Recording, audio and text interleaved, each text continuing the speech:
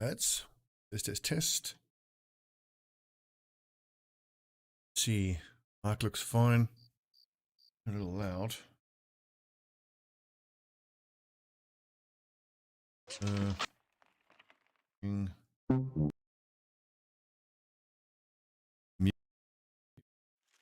Good. Right. Get into it. So I need to redo this fight. But the replay of this last time has made me think that I kind of want to rethink my whole approach. The early game, because we went with adrenaline on the goons. Stop Pestal. Right, mate. I want to rethink my whole approach to the way I leveled the goons, because the problem we have is that I thought I'd try adrenaline on them. It really hasn't paid off. They exhaust so quickly, and I think when you're trying to squeeze the most out of these rubbish goons, I think I should have taken fast adaptation instead of adrenaline. But anyways, let's see how the fight goes.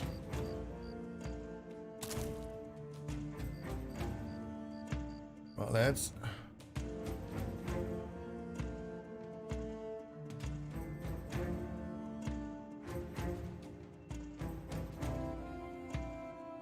This is kind of pointless considering that they're just going to get rotated out.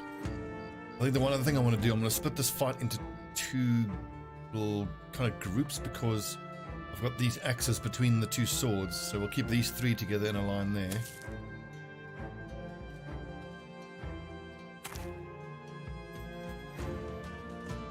I'm quite happy for one of these lads to take that position, and of course they are going to get super sort of 1, 2, 3. Yeah, but that's wrong now. Hang on. Up, Waldo. All right, lads.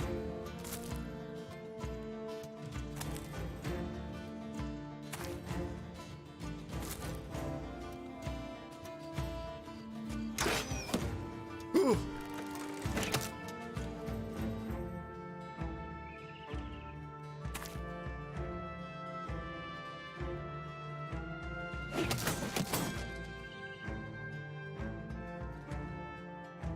Stony Wings, I think I maybe...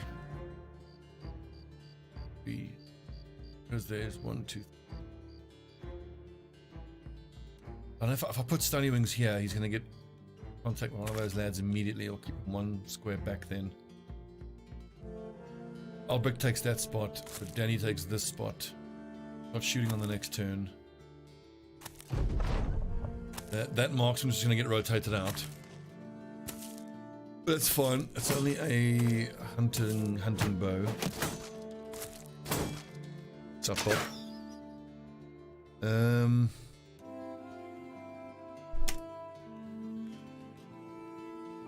I think, yeah, these guys need to move forward.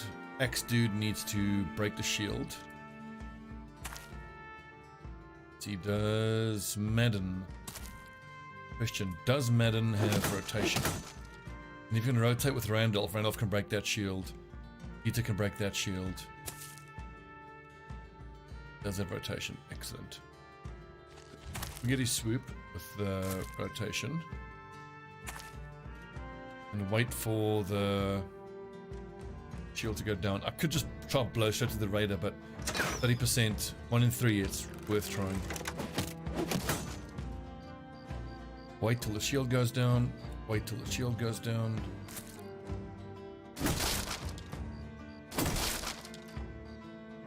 And like in this situation, adrenaline does nothing for me. I mean, I could use it, but this dude's probably gonna go down. Okay, well, it's a good lesson. We definitely want to move in here. Shield up to keep this raider busy with that big sword. We'll hold the adrenaline. I only know if I need it if he survives.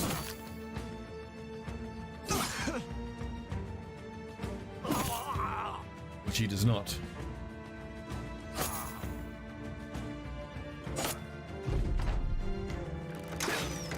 These marksmen are scary.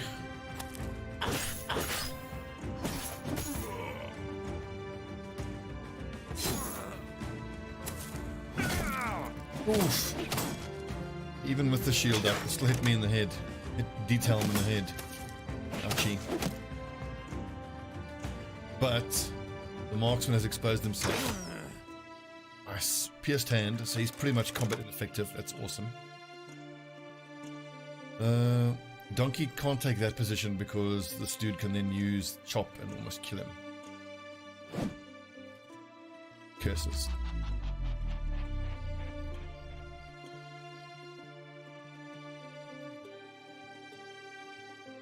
Put 2 of my lads in contact here. I'm gonna do.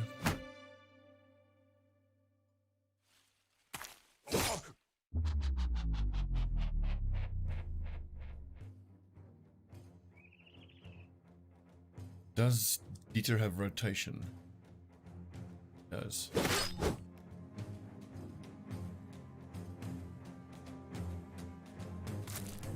That puts Matt in a scary spot, but at least now I'm in contact with that marksman.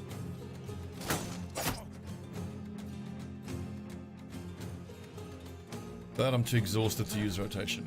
God damn it.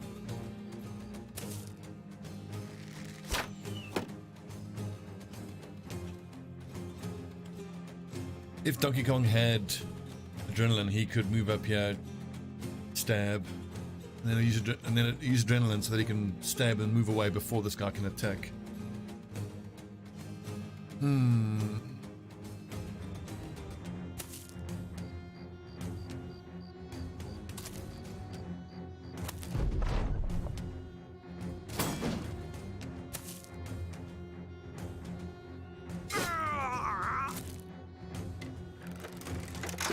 So best yes I can, but the thing is that takes time, it takes turns, and during all those turns the other enemy will be attacking us.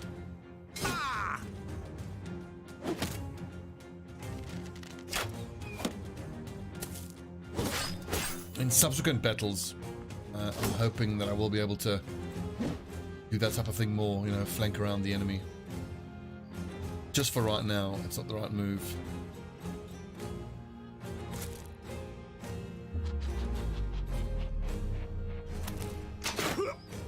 Oh, damn you fucker. Martin is looking a little low. Comes the old hit points. Here we go.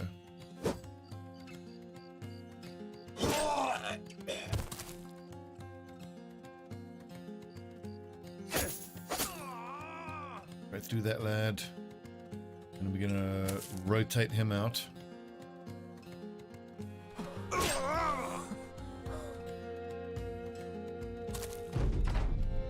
Now it's about limiting the damage that these lads do. I'm not going to break his shield yet. I want him to have his turn first. Because if I broke his shield now, he'd get to attack with the extra damage because he doesn't have a shield.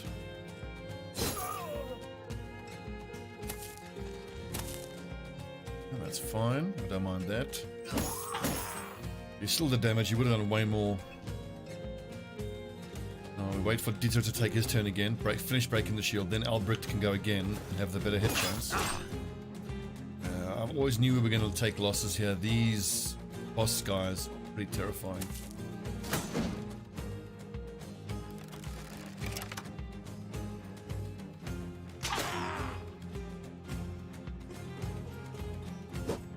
Nah.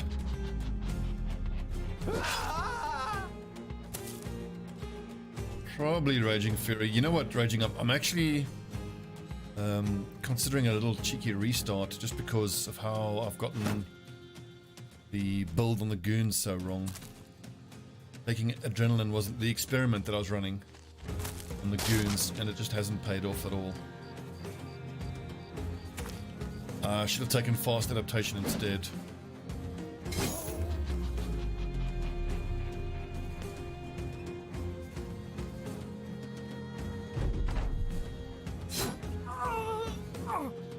And what I also should have done is, right from day one, I should have identified one, ideally 2, of my starting lads as having some sort of potential as a dagger specialist, because what I've kind of forgotten from the previous playthrough is that the dagger specialists are slower to get going, but they are the kings of the early game. especially for what I need from them when I desperately need armor. Having a couple of dagger specialists can help you farm armor. Because like here's, look, Rotor Raven's Black wearing about 8 grand worth of armor. And Mikkel Copperheart wearing about 4. And if I just had 1 or 2 dagger specialists with fast adaptation, I could within reason, you know, back myself to not only kill them, but dagger them and actually get their armor.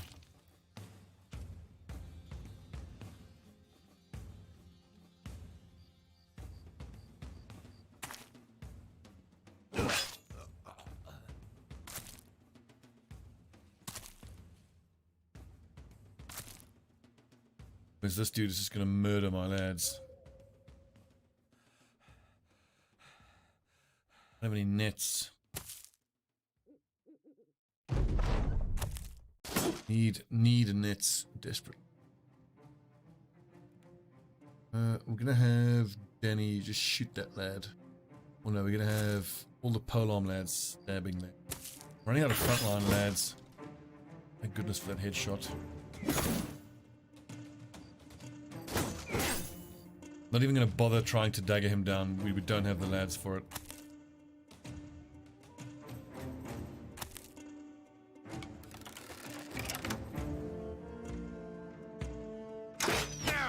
Shot.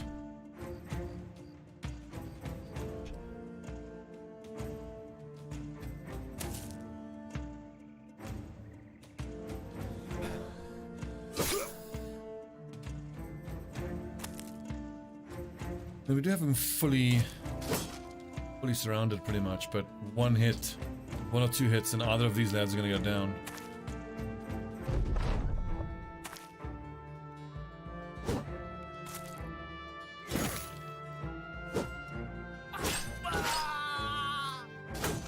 Looks like a strike down, not a kill.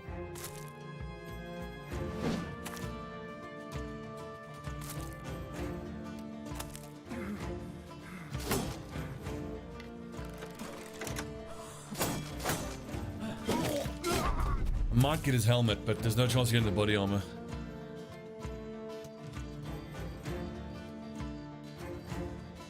The thing is hopeless. I mean, I would agree. The brothers have not been great, but that is what you expect with a peasant mob. I just kind of lost sight of how you do rotation. That gets you a level 4 goon who can rotate someone else out to help them. He's leveling up quickly because of student, and even though he's got garbage melee skill, he still has a chance of hitting occasionally because of fast adaptation. Crow food, yeah.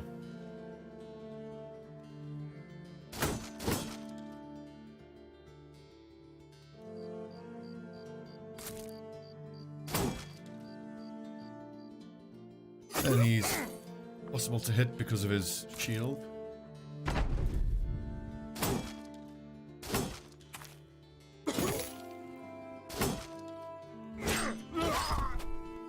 Well, I mean, we got what?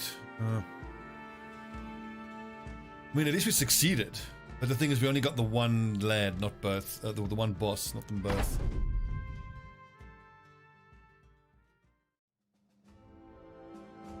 And we lost Marden. Rip. And Dieter. So is it worth it? What do we get out of that? We got a crossbow.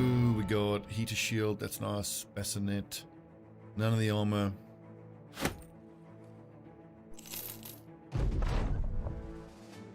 So, on the subject of adrenaline, I very much like it on the backline polearm lads. I think they are ideally placed to take advantage of it. Especially because I don't want to do the classic full sword berserk build. I want to go more single target focus with halberds and maybe headhunter, you know, and adrenaline. So, the goons on the front lines are going to have bags and belts. No particular weapon mastery, actually. I want them to have. I want my goons to start the fight with an axe. I can imagine it's a tier 3 fighting axe. They've got 4 squares, 4 inventory slots here. They have a tier 3 sword, and they have, let's say, a whip and their own bandages. So the axe is for breaking shields, so that the back line, which are the real melee skilled guys, can go to work with halberds. We know halberds are outstanding weapons, or pole swords for unarmored enemies. Then if there's no shield for the goon to fight against, they can go to their sword, which is also an excellent weapon. Extra plus hit accuracy. Then they have the whip there, in case they have to rotate off the front line, they can still whip from range. I want it from...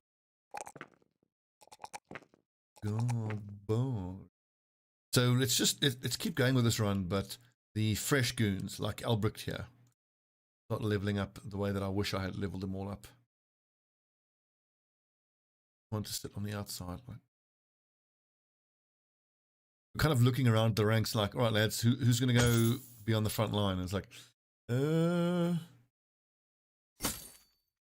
nobody wants to be on the front line. It's so deadly up on the front line. I have 23 bikes. Well, as we collect more heater shields, be better. The lads will be more survivable. Brick alarm. Good. Good. He's almost there with his resolve. Alarm lad gets adrenaline. Yes, Ebon, we just completed the battle. We lost 2 lads. We were only able to kill the 1 leader. We weren't able to get them both.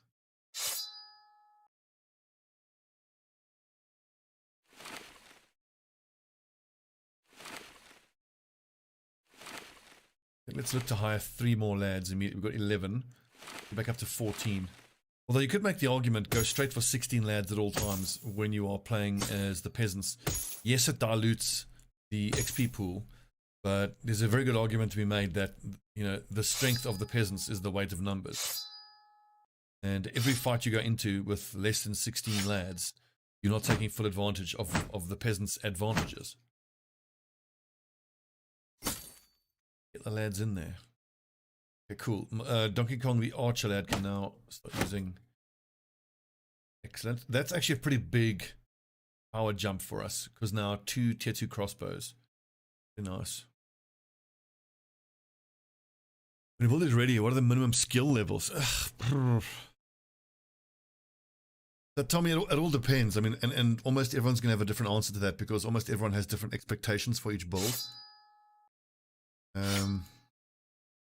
I would say, like, as a general rule for my lads, I want all of them, regardless of what they do or what their role is, I want them to have 75 hit points.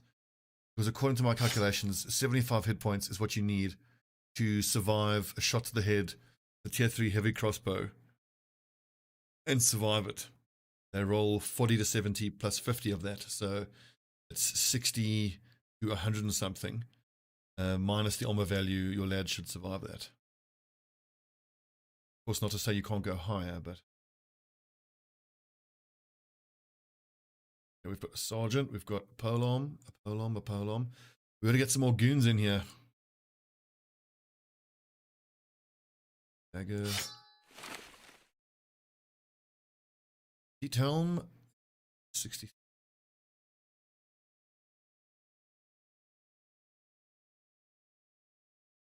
Frontlines, cripple strike, and backline executioner. So the thing is, like, that is extremely effective against organic targets. Problem is with executioner, it does nothing against undead because you can't wound them. If you're happy to have a dead perk in your build, then it's very good and it makes you a specialist against organic targets. Which you can make an argument for, because 90% of the time you're going to be fighting brigand raiders to have the best economic return for killing them.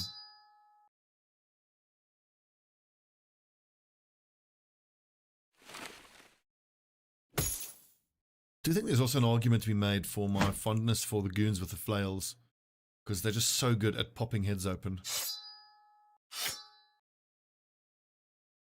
Righto, so I'm going to have to hire at least a couple of frontline goons that are going to have to be on the front line from day one. Fools.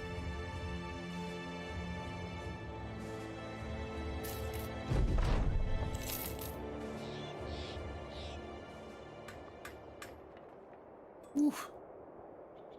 Prices are terrible, so we'll hang on to all of our gear. Another miner. I don't particularly want another one unless he is especially good. 52 brute damage on hit to the head, but minus melee skill. So was that now Is 52... Does that already factor in the minus melee skill? Because he's got 2 stars in... I think that's goon-worthy. Is it 47? Yeah, I see. Okay, well. A goon.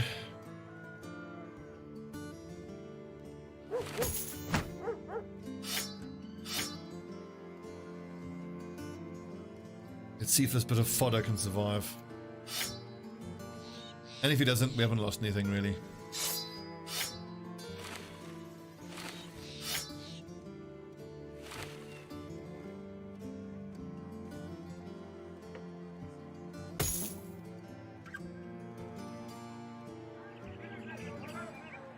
I suppose he does have tank potential, doesn't he? But I mean, his hit points, fatigue is dreadful.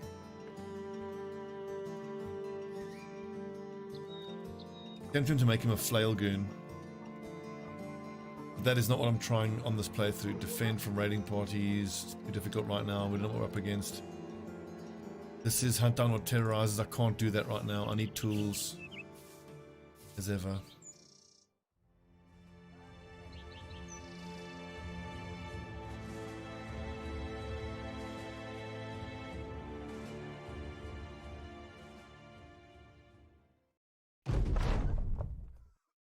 Followers of the bloody peasants. He just fighters. Yep. I'll take a look at our retinue. We're saving up for 2,500. Get ourselves a cartographer. 1,300 is an insane amount of money to pay for a lad. Oh, nice. 4. And they're not paying great money, but goodness me, do we ever need that? Need that amount of tools. And so at least just get one dog, so that if there's a bandit leader running away with some pretty armor that I want, we send the dog after him.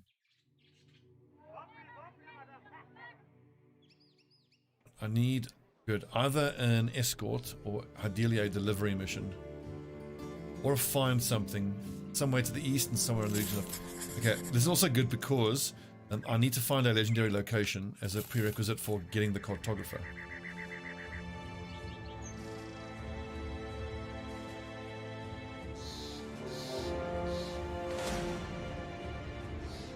Lots of undead, which suggests to me that we have an undead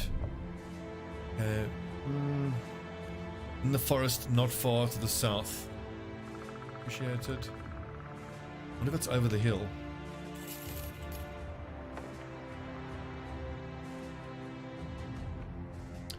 Can't find this place, must be here. Northeast of here in the forest, northeast. There. There we go. So that wasn't great in terms of our economy. It's like 2 paydays. We're only getting paid a couple hundred gold, but it gave the lads time to repair the armor and heal up a bit. Let's see, food. Oh, that is extortionate prices on food, but they're paying great.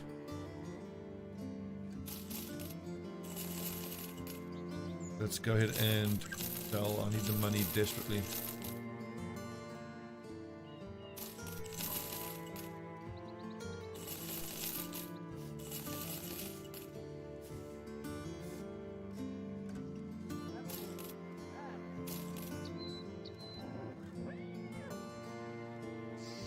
Trying to get 2 more ads out of this. Nice. I love a good militiaman. But he's rolled doggy doo-doo. Farmers are good. Tiny, rubbish, not even goon-worthy. Day tailors are okay. He did roll max on melee skill. But not great on fatigue. He'll do as a goon. Asthmatic, get rid of that.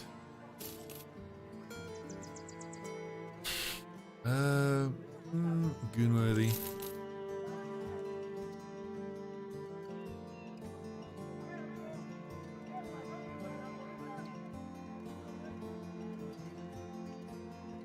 We've said before, we just need bodies at this point.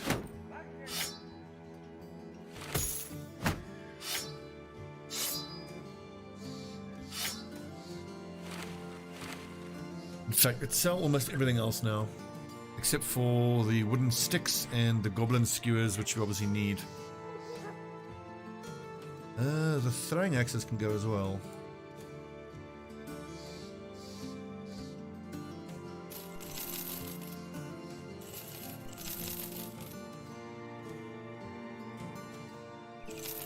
God, I had that wheel fork. Good.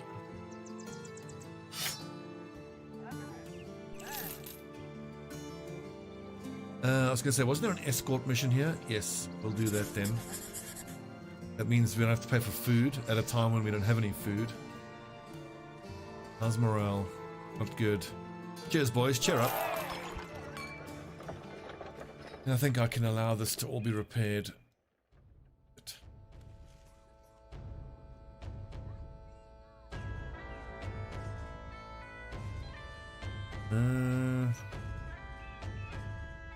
Let's not leave the inside spot open.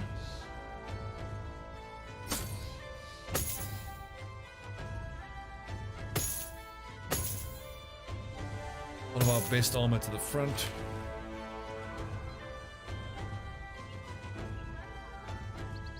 I mean, it's not that I want to focus fighting undead, it's just that the hardest fights I've ever had have been undead, i.e. the Black Monolith, and I want to have a squad that doesn't have a glaring weakness.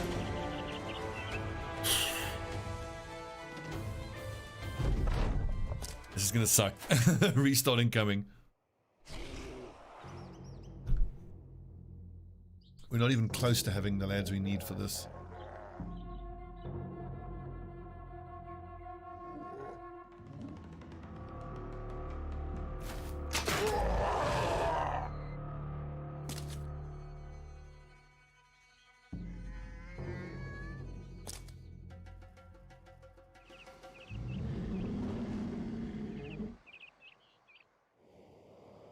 So Bertman's gonna go there, which puts town there. Tempting to adrenaline so that I can shield up. Probably should have gone for spears, try to keep these guys away.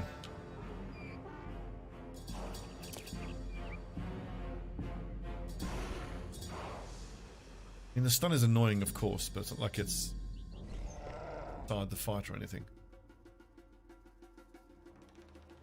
I do kind of want to put Donkey Kong there on the high ground.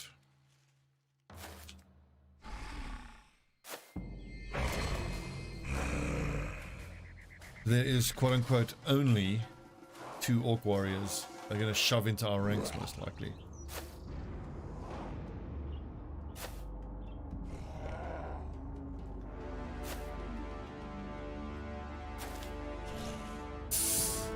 Fucking yikes. Oh.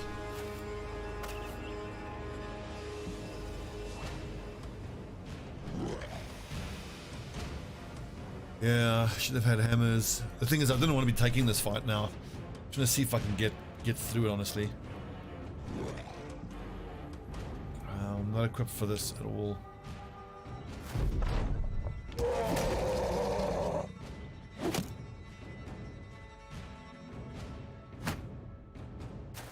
I shield up, they should shove into me.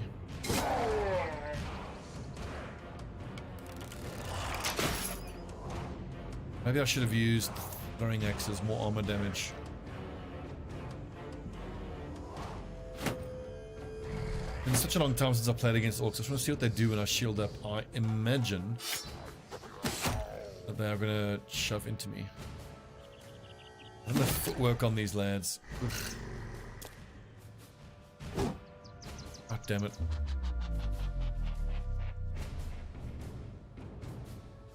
Hopeless. I would have just abandoned the caravan, but because I'm on the brink of restarting. That's what warriors do. What was the hit chances? 30% and 48%. Right, Randolph, fresh lad, get in there. Well, I mean, that was the level 1 that he hit, so.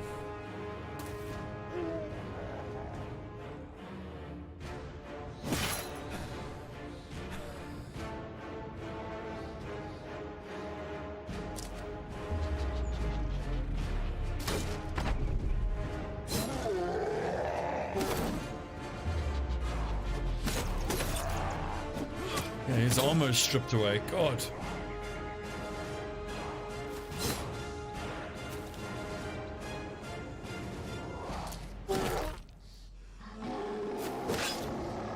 It's so miserable fighting orcs because they're so not worth it.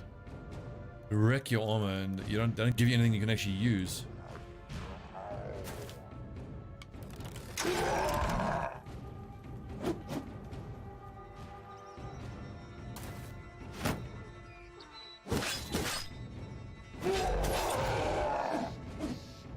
I want to restart. Just get that early game really going the way I want. Thank you, Josh.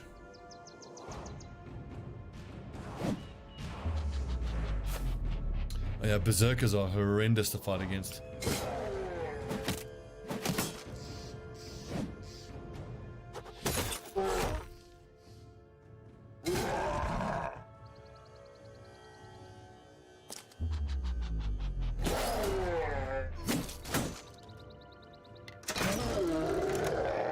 One down.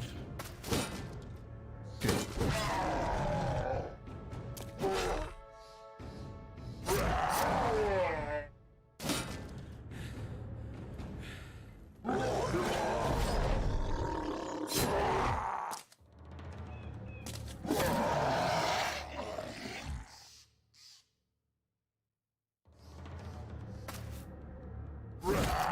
Almost tempted to hook him the height disadvantage. But no. Ugh. Coward! I think we only lost a level 1 lad.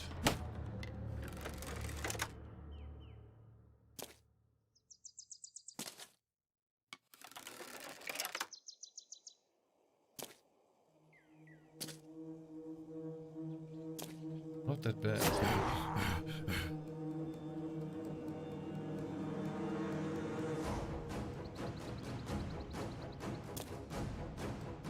Oh yeah, their weapons sell for a pretty penny.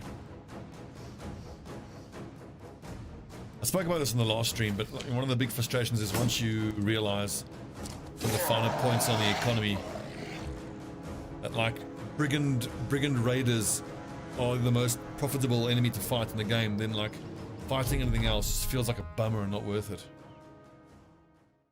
No, it's not a rookie, it's one of the level 4 established lads.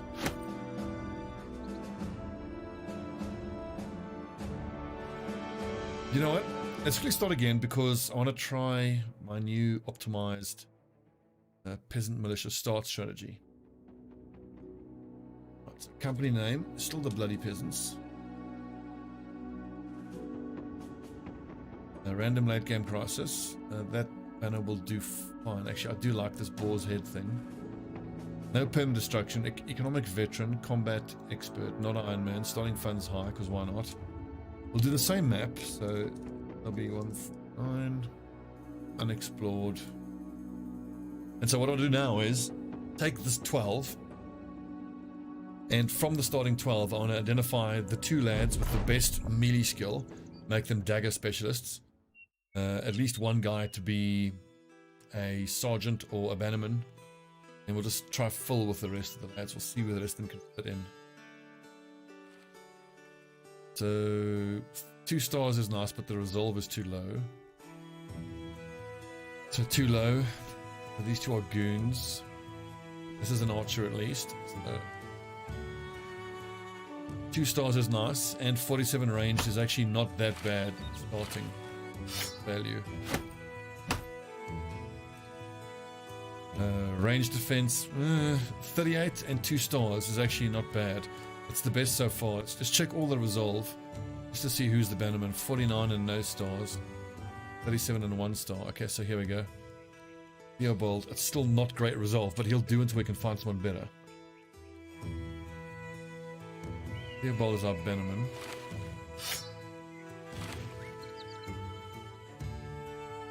Woolrich, 39 and 1 star. Yikes, that's a goon. Range defense, 7, not that bad.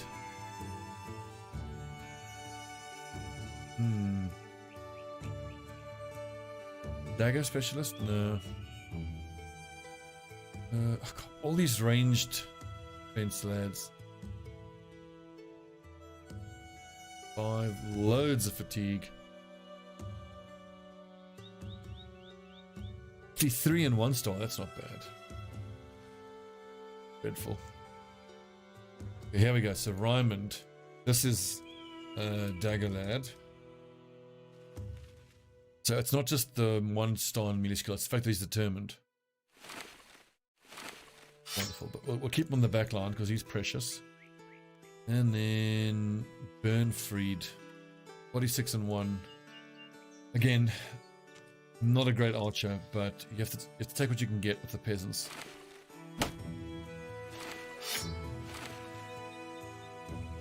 Of these lads, let's go back here and see, is there anyone here who could maybe be fit for anything other than goonery?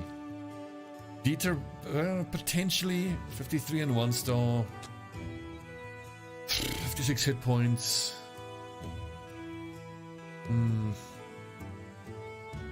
7 star in melee defense.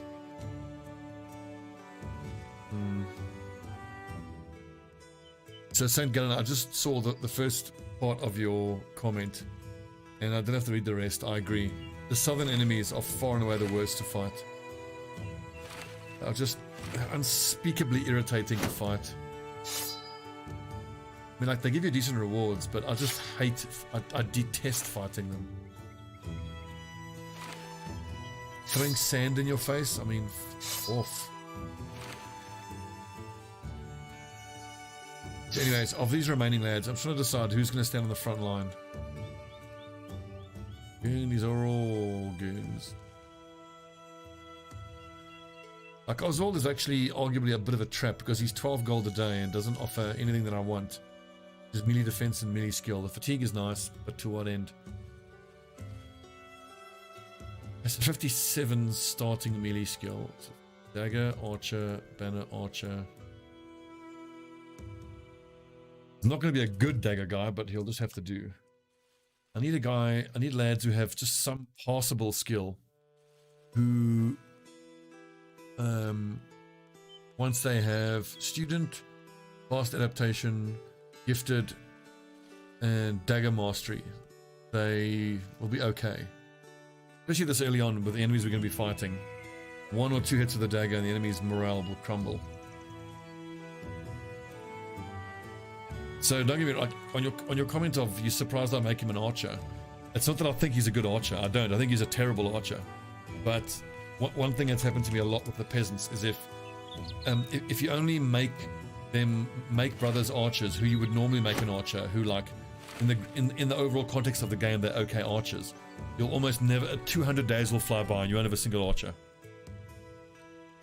You just go with whatever you can get. And I will just keep them until, you know, I'm stabilized. We need to get to a point where we're sitting at like 5,000 gold and money is no problem, and we can have a recruiter and we can hire and fire every single lad in every single town, and we're just going to grind through thousands of bodies until we can find the statistical outliers who we need.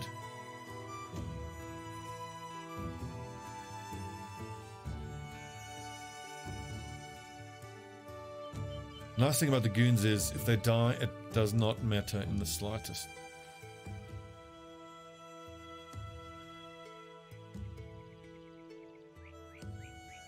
And also, from the starting lot, we've got 5 lads who have long-term potential, at least enough potential that we can stabilize.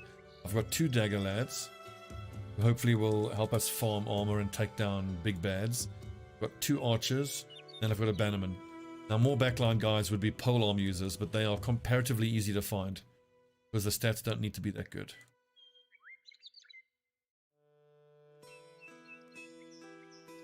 Yeah, your archers are almost exclusively poachers when you play as the peasants.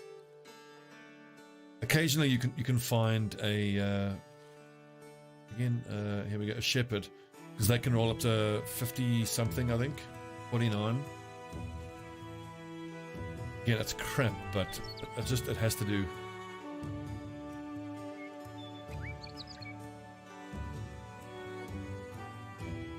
Now, of the goons, who has the best innate defense? They need to be in these positions. 2 defense, 2 defense. give these outside flank guys. Like there really is. There is 0 gear.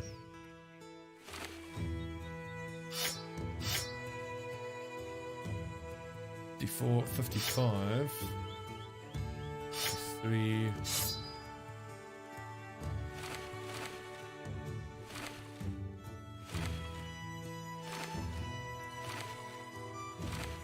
Now we need to pop into town and get some shields and spears for the front line. Oswald? 55, yeah, not bad. If only those stars were in and there was melee much defense. rejoicing. A shot, thank you for sub. Or if those 2 stars in range defense were in melee skill, I'd be rejoicing, because 3 stars in fatigue is amazing. But I mean, he'll be a good goon with all that fatigue. He'll be crashing through shields. He'll be, you know, using shield bash, all sorts of useful stuff.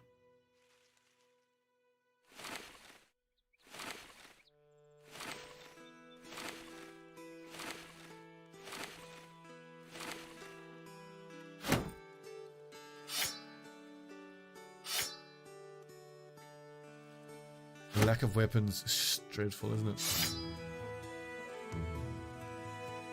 Okay, so there we go.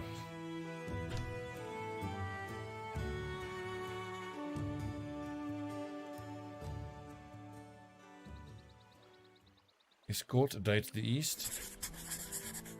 And nets are always priceless. Shields are pretty important. 1, 2, 3.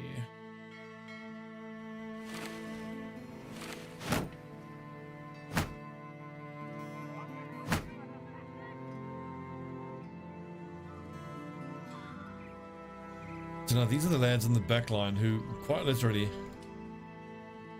just need to pick up a weapon off of an enemy. Use it.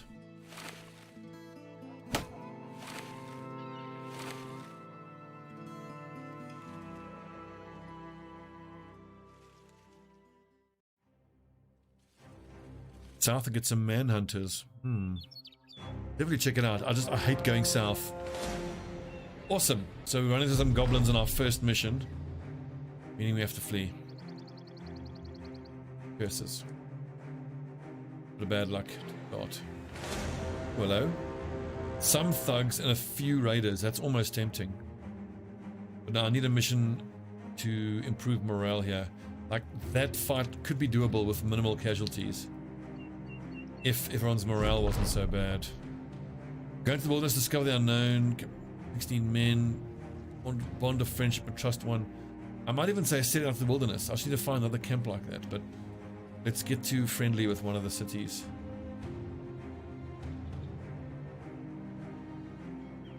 A sub, follow, it's YouTube is weird, isn't it? Try to get morale up a little bit. Oh, Reynard got hammered. Well, he's a drunkard, I suppose.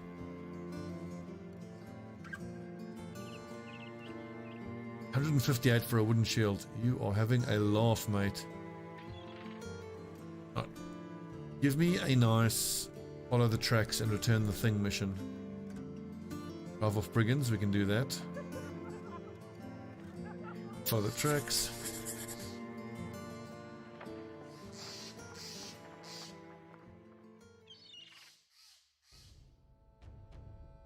In slow escaping enemies.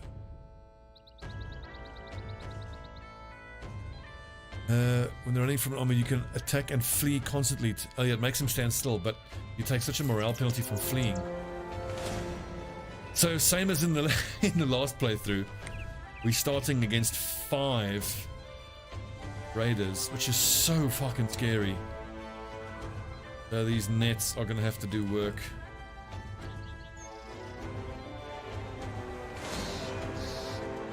I don't want to be fighting raiders on day 1. I want to be fighting thugs to level my boys up, but... Ugh. What do we have here? We have... That's armor that I would want, but everyone's level 1, so it's not even worth thinking about trying to get armor. If these fuckers are gonna throw weapons at me... Throwing weapons. Fuck. Wait till I close into melee range, and then we net and we stabby stab. Someone might die. A lot of us might die. That's only 12%, but on the outside miracle it hits the lad on the head. Be worth.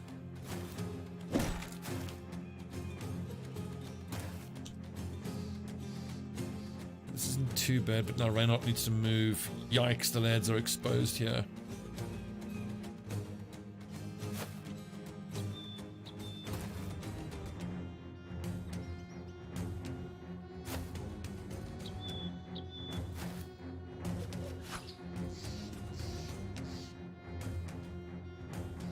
Even if you don't get summoned in the battlefield and only fleeing in the attack or flee option.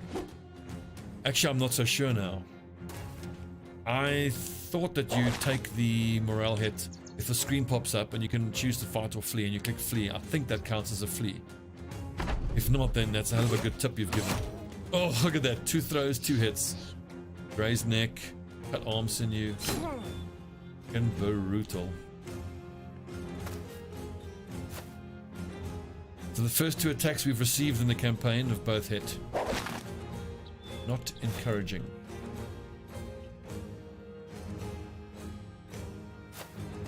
Right, Helston, throw your body onto the line bravely. 730.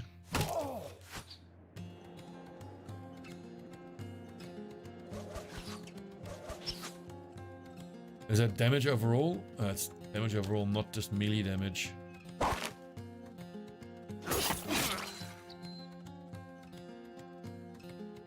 Just gotta finish with his throwing weapons.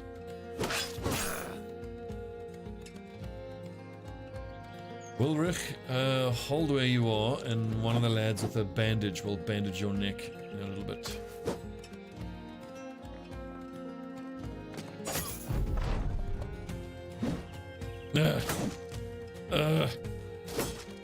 No.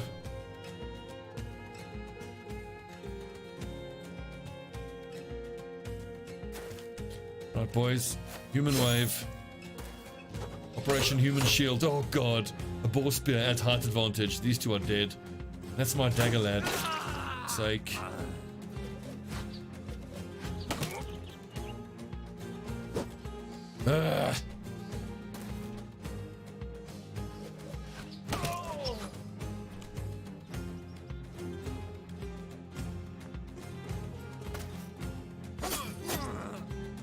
Hope I can get some morale to break. Well, Sigmar, good luck. There you go.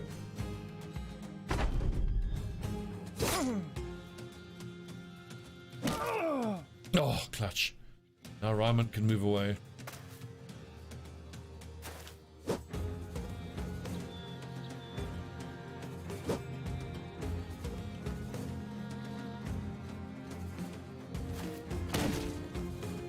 I thought that was 100% stun, the loot.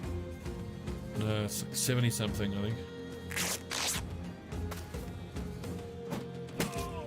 Oh, what a Chad. Just punching him.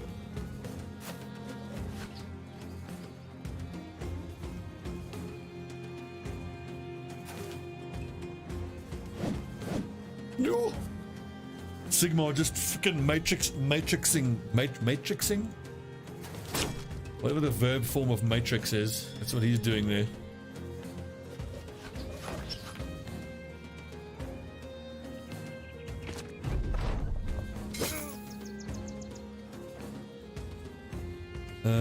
Not for Sigmar, no. Oh! What an okay, Sigmar is our MVP. What an absolute Chad. Oh, nice headshot.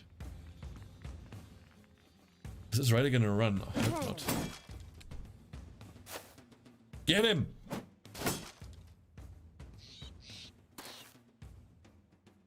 mean, so weapons-wise, we picked up a mace, we picked up a fighting axe.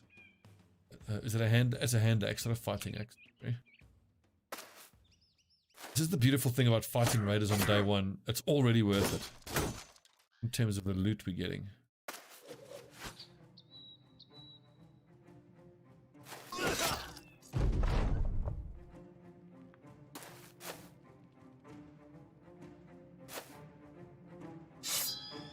You thought Sigmar was dangerous with his bare hands. Picks up this mace. Oh, and that's a boar spear on day 1.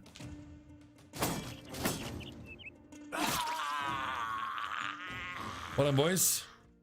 Right. Oh, huge. Huge. That is true. Breaking the loot against an enemy, that is how you assert dominance.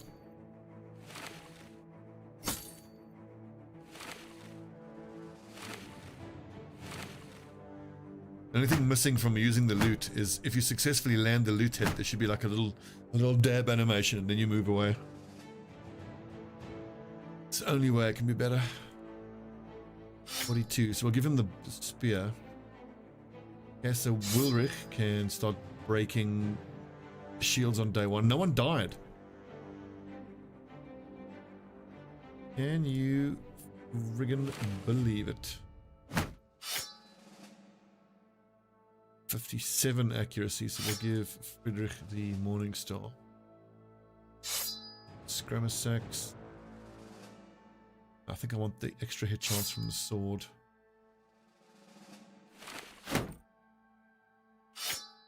Humbert might be better off trying to stun lads. For a while I've been toying with the idea of experimenting with a all blunt weapon build, which will have its upsides definitely. I think like all blunt weapons is going to perform so well against organics, and the blunt weapons have pretty awesome armor damage numbers against undead as well. For fuck's sake, leave me alone! You know, the lad with the broken knee is just going to die.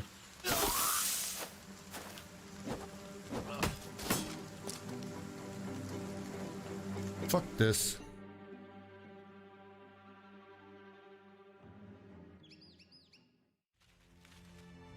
Oh, god damn it. Much rejoicing. The sub.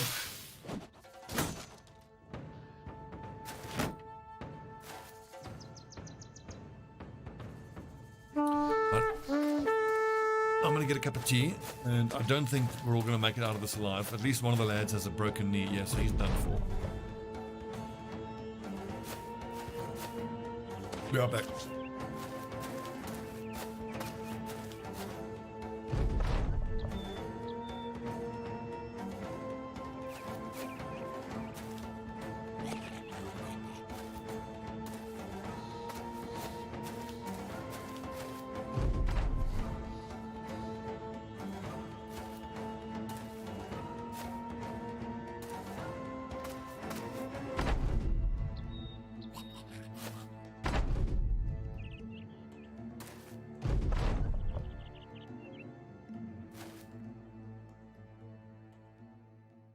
Yes, no one died.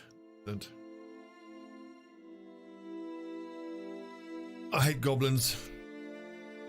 But remember this, lads, because much later on, when we are all strong and chatted up, we're going to delight in slaughtering goblins.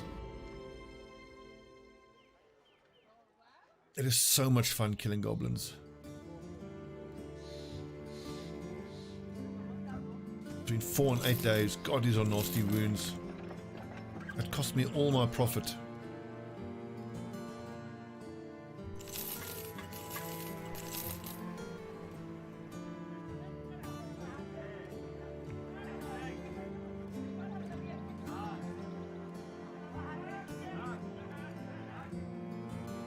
Drive off brigands. I think I could actually do that. We just did Halston swap with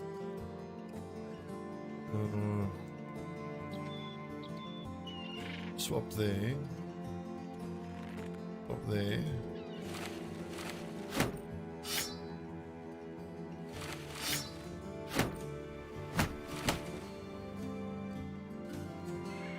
And I just need to be damn careful with these wounded lads. But this should, question mark, quote unquote, should just be a fight against some thugs, because it's a 1-star fight enemies mission on like day 1 or 2.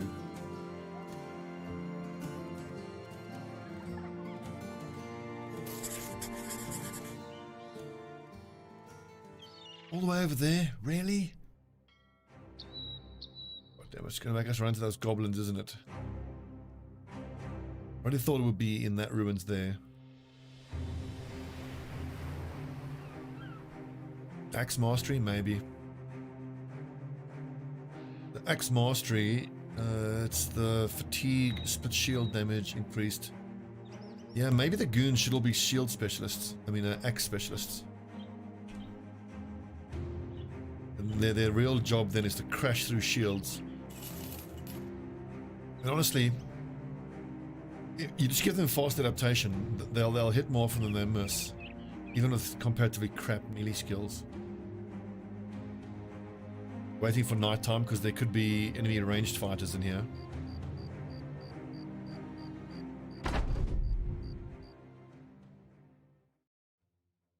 No, it's 6 raiders this time. What the?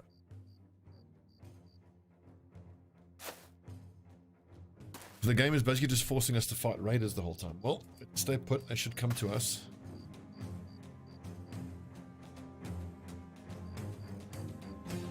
Just gonna end round, see what they do.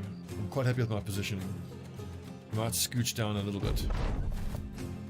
Surely they're gonna come towards us. Yes.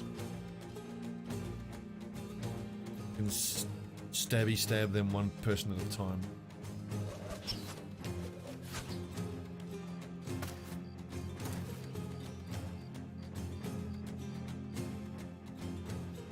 I think we stay put. We just shield up, let these guys come into range. 23, 24.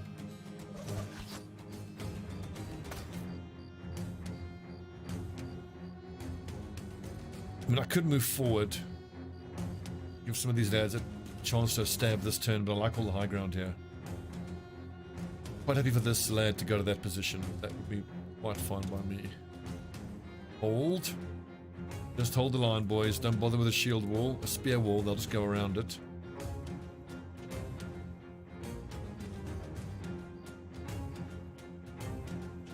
Hold. Conserve your fatigue.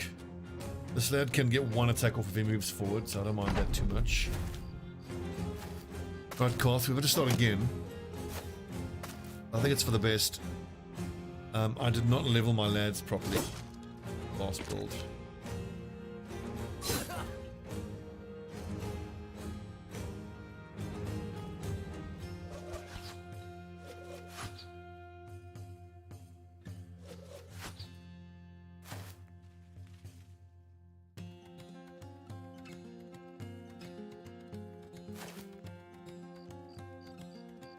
Want to go forward here? I think I do.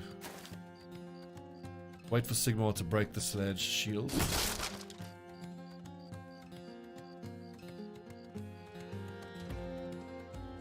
Come on, we don't stun.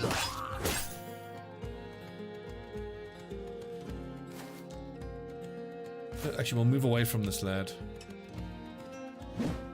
Ugh.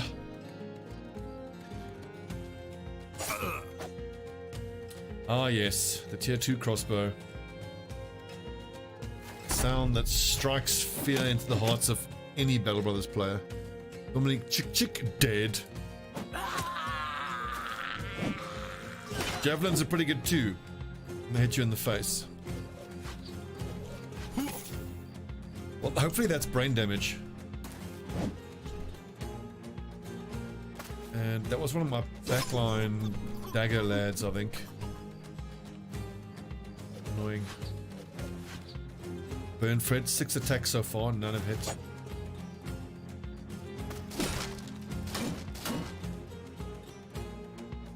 Going here as a trap, that's too dangerous. Slide in there.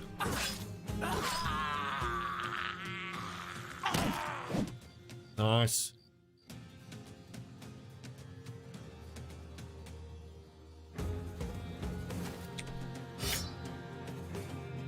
upgrade. Nice. Oof. The throwing weapons are so lethal early on.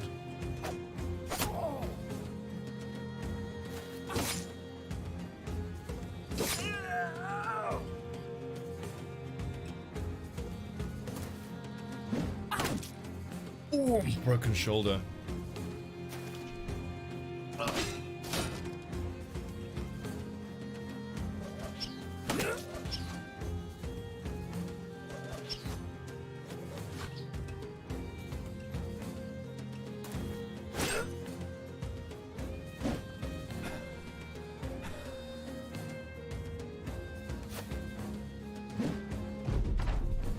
Alston, not giving a single fuck. God, that's so fucking scary.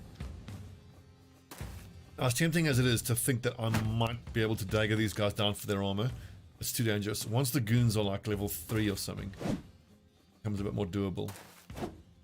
Then they're gonna have student and fast adaptation, and so even with just fast adaptation, a lad with a dagger can, you know, take a few swings and then, you know, stacks to be able to hit. I think unless you've had a dagger master active in your roster, it's easy to forget how they can absolutely obliterate an enemy organic force. I recall in the previous campaign where I had a god dagger guy. He had over 100 melee skill, and he would just go toe to toe with an enemy boss, and literally go stab, stab, stab, dead. 3 shots, all hits, instantly dead. Something to behold. Well fought, boys. Okay, traumatized, so less resolve.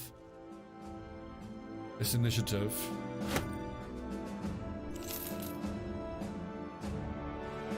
Do I need to replace him? I actually don't, because determined. And I can fix that hole in his resolve with fortified mind and some arena victories. The fact that he has less initiative is actually perfect, because it means he'll act after the goons that are next to him. And I want the goons acting before him, because it's the goons' job to break the shields. So overall that's a buff. What? Look at this, armor is now trickling its way down.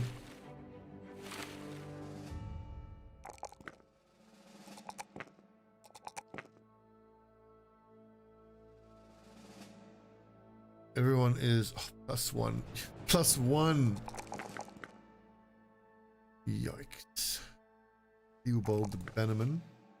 I'm gonna take melee skill on a +2 or a +3. Fatigue is garbs.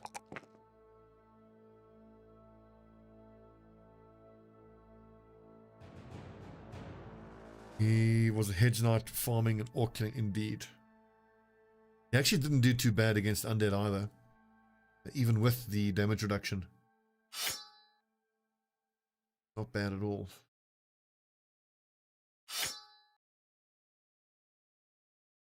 Seven. Fuck it. Use the Morning Star. 30 to 45. Good. Got a 47 range skill, 46 range skill.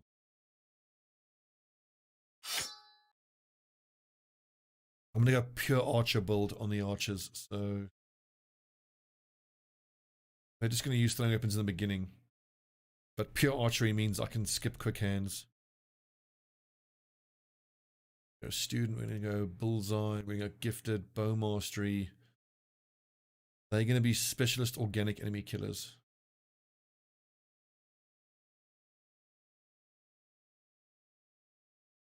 Nice, I've got 2 sources of shield breaking on the front line already. I like that.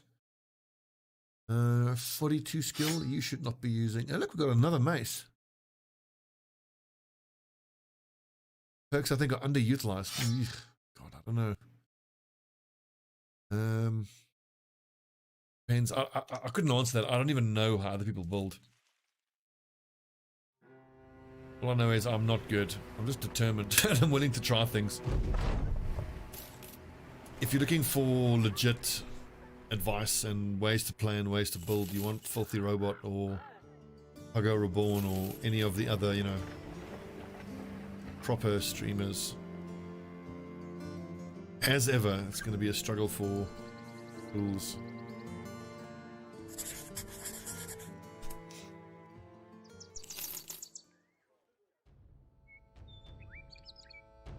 You struggle to decide on who's going to make what. Okay, so for me, 75% chance to hit in melee is like break even kind of thing. Under 75% chance to hit, I'm very unhappy with that. So it gets tougher in the early game because, like, if I had all the weapons, anyone under 60% chance to hit, I'll give a spear for the plus 20. So this 57 would be 77. Once they get above 60, they can start using swords. Once they hit 70, they can start using weapons that don't give an accuracy bonus.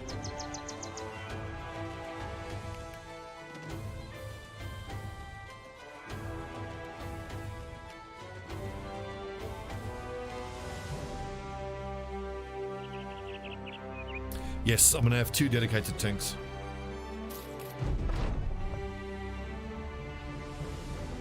Ah, damn. So my setup is going to be 7 up front, 9 at the back, with these frontline flanks held by tanks, backline flanks held by 2-handed weapon user, ideally 2-handed warhammer, but more realistically 2-handed greatsword. And then the front line, I was going to say assassins, which are heavy armored guys who switch between a 2-handed mace to apply the stun, and then quick hands to a dagger, and then use a Katal dagger to finish off the enemy. But I might actually have an upgraded version of a goon, which I'll call like a shield user, which is a lad who has axe mastery, shield expert, heavy armor if he has the fatigue, and he's just designed to be tough as all hell and hold up the front line.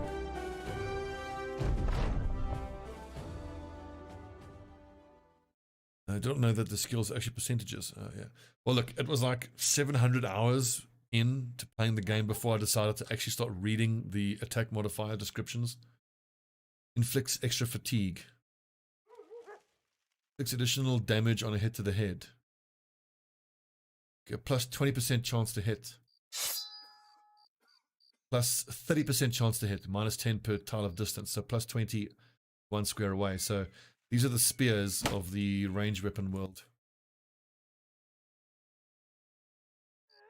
Deliver a day to the west. We can do that.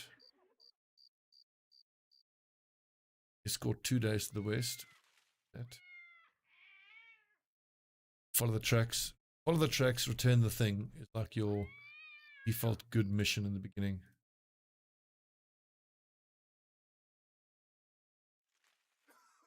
So let's go ahead and do that.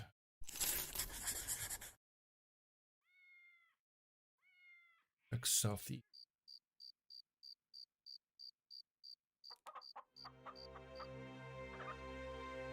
Now I've used the same seed as we had on the last attempt.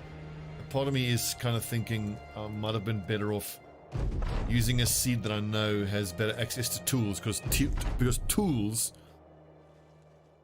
more than anything, are what hurts me in most of my playthroughs.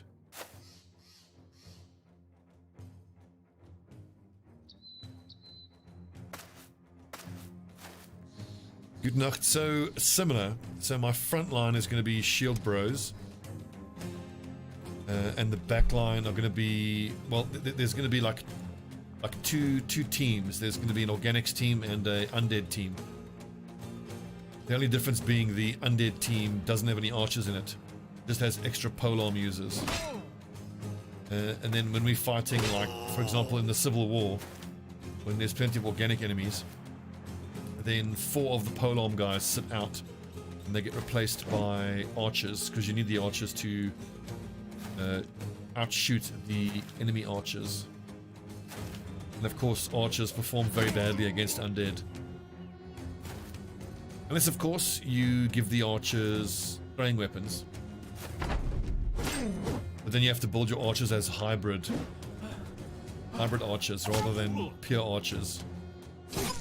And the pure archers have a higher damage ceiling against organic targets.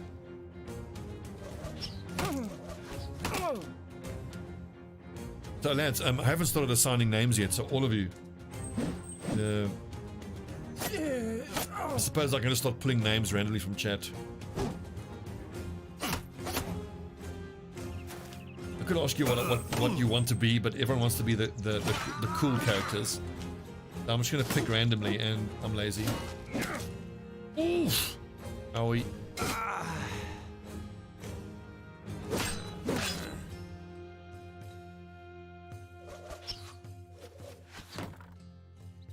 I'm going to assign everybody randomly. Every campaign, you get the pick of the characters. It's starting to get a little a little unfair. Did that Guten Nacht kill him? Guten Tag kill him? Good if it hit him.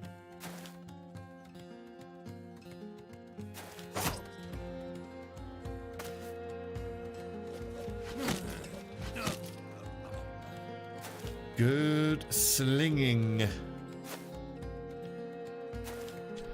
I feel like if there was a tier of sling above the nomad reinforced slings, I think then you could almost plausibly make an argument for a sling build, especially for the peasants, because of the economic implications of it. But slings are just no good.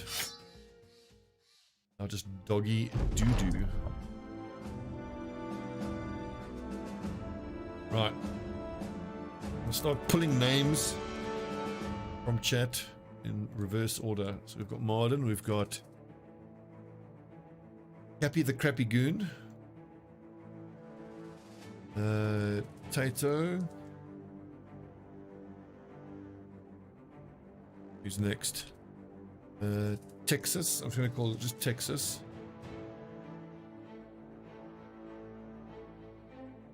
Zucker. Hopeless. Always like that name. Just Hopeless. What's that lad's name? Just Hopeless. Emma. I'm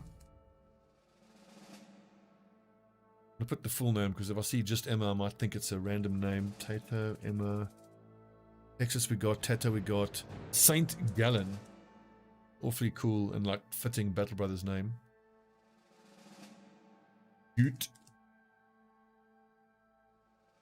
3 spots left. Agent Berkeley. Berkeley or Berkeley. Right, who gets the dagger lad? Let's see. Anybody. Mr. Siggs. Last but not least for this current round. Airborne. Airborne lover. It is funny how many Germans watch me. Welcome, meine Freunde. There's a big debate to be had about when to take student. I don't participate in the argument about whether you should take student at all. I'm a big believer in student. I think the only debate is when you take student.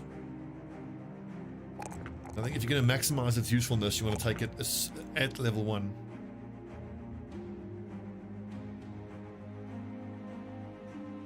I do also understand mathematically why you would take it only as your last skill to accelerate past level 11. But I mean, if it's good at level 11, it's good at level 1. And the argument for if you take student, I think for me the most impactful skill you can take on your first level up is fast adaptation. But as soon as I make it to level 3 and get fast adaptation, then I'm doing quite well. I think on your first 2 level ups, if you take fast adaptation and then gifted, you've given a goon a gigantic stat boost as quickly as possible. So you can, well, like I'm going to be leveling student, fast adaptation, gifted, and then the rest. I think you can argue for going fast adaptation, gifted, going back for student, and then the rest. But I'm just going to go student first. I mean, when you have 12 or more lads, you are diluting the XP pool so much. All these plus ones on melee skill. Sad.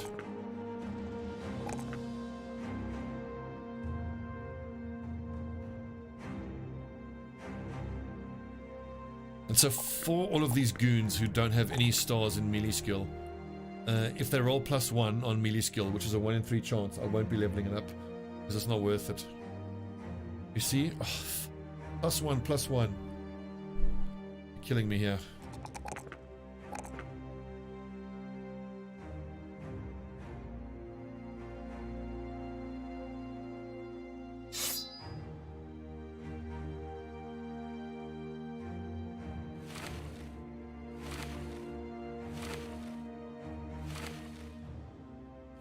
Slowly but surely, weapons get better. For secondary weapon, 6. Stunning nerd.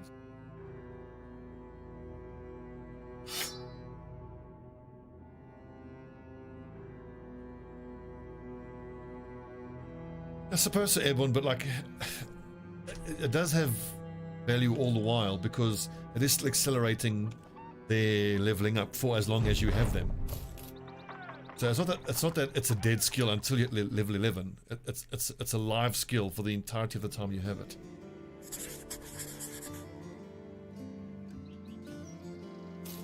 I suppose what I'm saying is I am expecting to, even my goons, I'm expecting to have them in the roster until, you know, I'm expecting them to have long careers, to put it that way. Oh, that's cheap food. I can actually turn a profit off of that.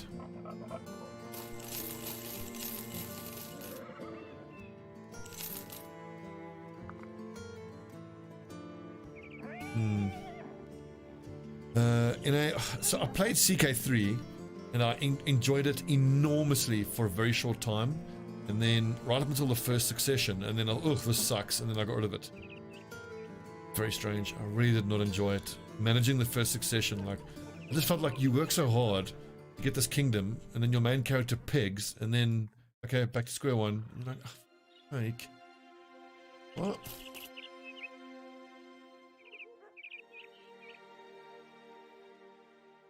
That gun makes a very good point there. All about nimble, isn't it?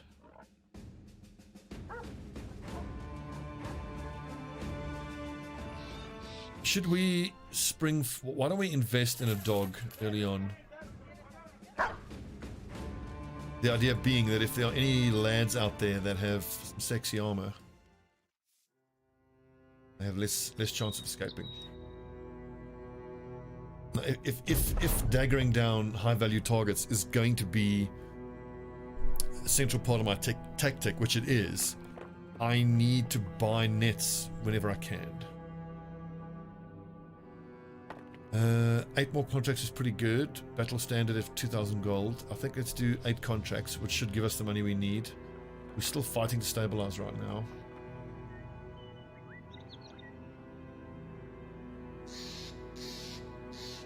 Let's go past here. Overgrown hideout. See what's in there, because hopefully it's just thugs. Like at this point of the game, the ideal thing is this: some thugs and a few raiders. Kill the thugs to break morale, and then you dagger down the raiders for their gear.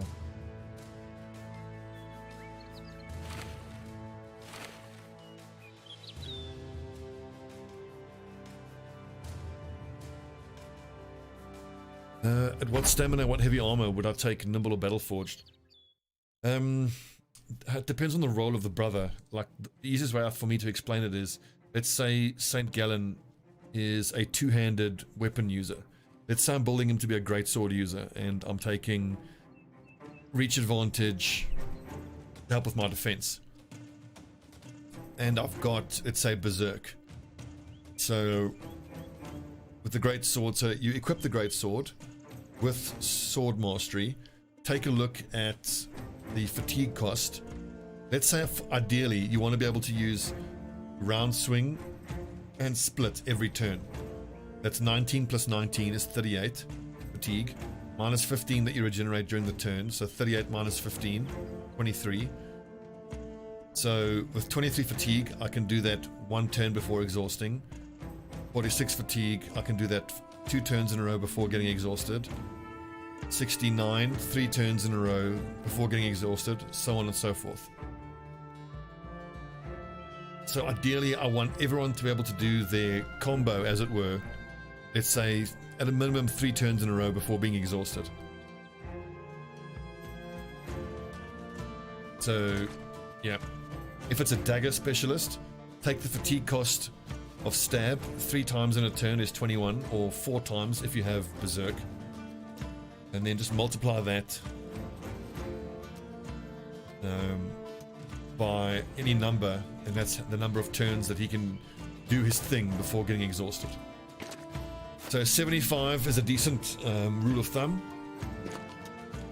But then just, like I say, take a look at the skills and calculate that way. 1, 2, 3, 4, 5, 6. You also have to bear in mind that if the brother in question gets hit by a blunt weapon, he loses 10 fatigue.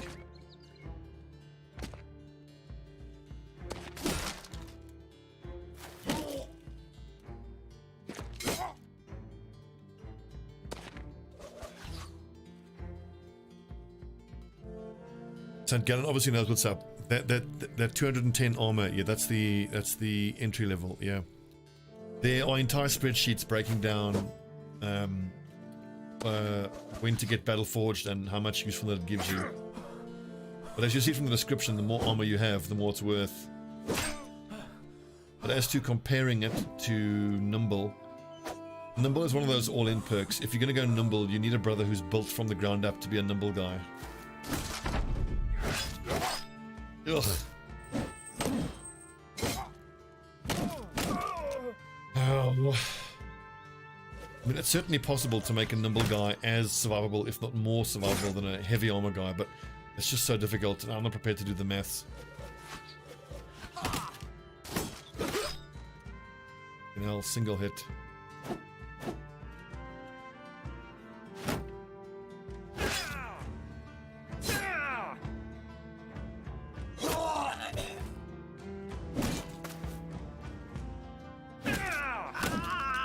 Nice, Tato.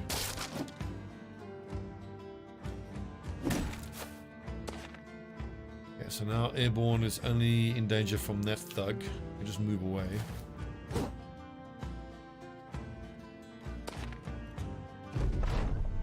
But Hopeless is still in huge trouble, especially considering it's a flail.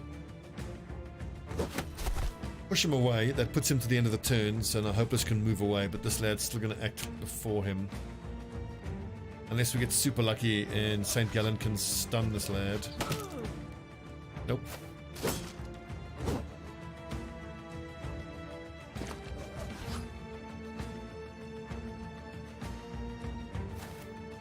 Move Tato in to mark the thug so he can't just move up in one shot there.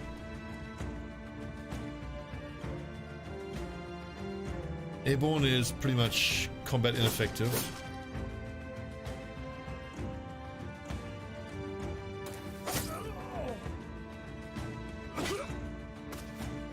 Nice one.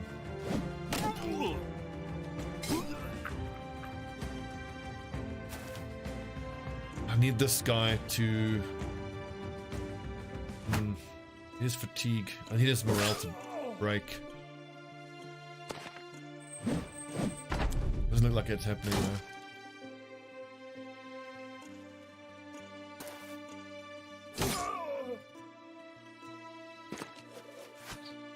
What if I'd use the push skill? Would it still, even if it can it hit if there's no way to push him? And if it can hit, does it apply the putting him to the end of the turn order? Kind of thing I should test if I get the chance.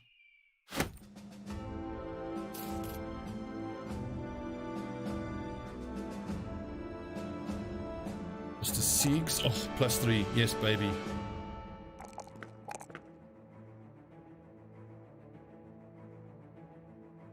Give me these level ups. Yum, yum, yum, yum, yum.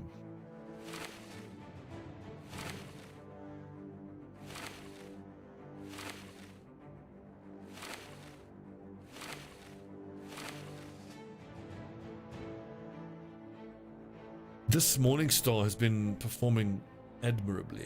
Really liking it. Belchin.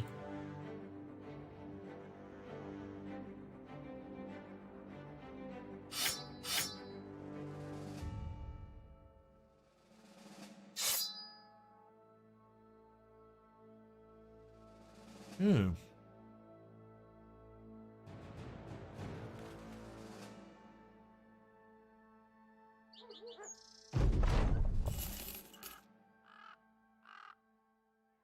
Oh, lovely. Liver, a day to the east. Wonderful. 2 to 5 days, 11 medical supplies.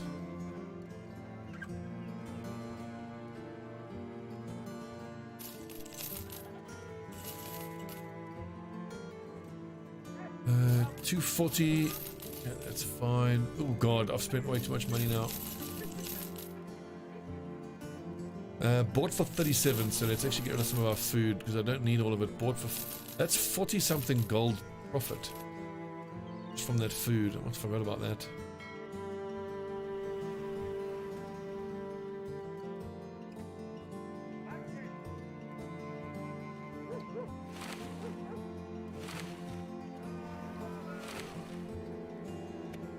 Dog is pretty useful. AI ignore them usually if they can hit a human. They just sit there and do free damage. In relation to enemy, even gives attacks of. I'll pay for the heals. We're so low on medical supplies.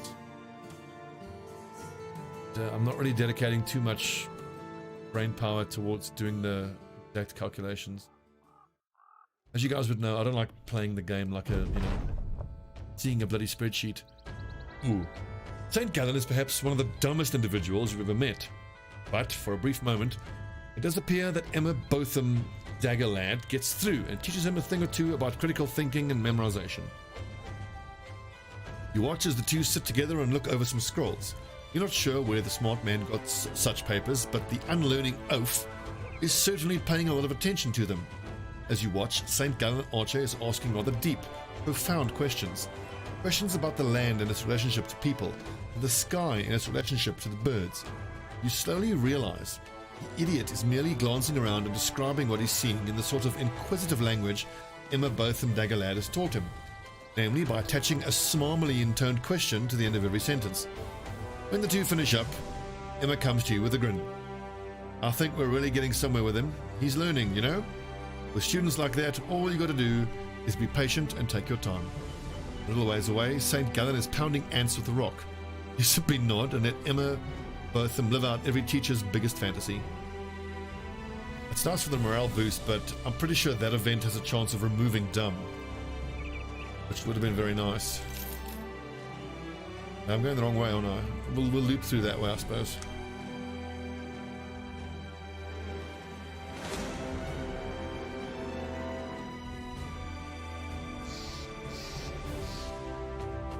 Oh, what's happening here? Hey, some raiders. Don't mind if I do.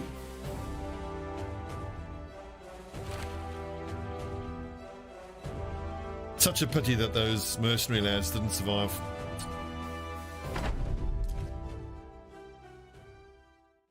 So not great armor, and we don't have fast adaptation yet, so we'll just fight here normally and kill whatever we can.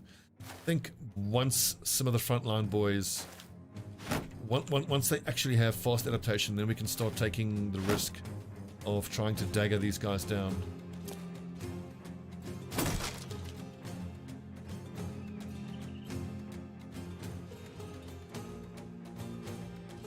Here's a bit of an issue though, that lad's got the high ground.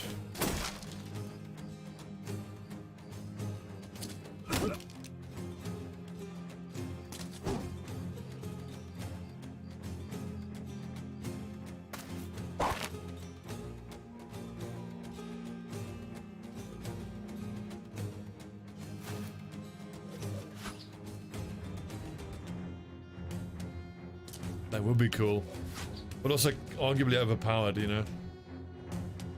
Will also lead to some seemingly really random encounters where you come across enemies and they're carrying loot that you don't expect at all, and then that makes them a lot more powerful than you expected. Oof, minus 40% melee defense against the dude with the flail, and I only have a straw hat. No thanks. Fucking hell. I keep forgetting that you always have to expect that they are going to act before your guys do.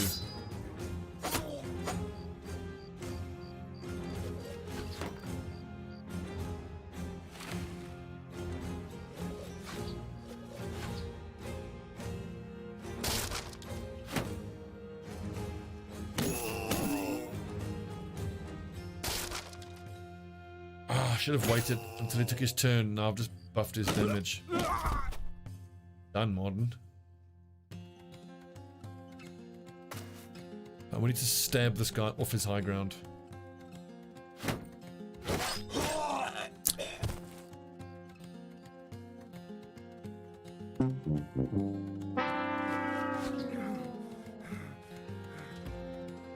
Fucking yikes. 60% chance, 60% chance. Yep, that'll happen.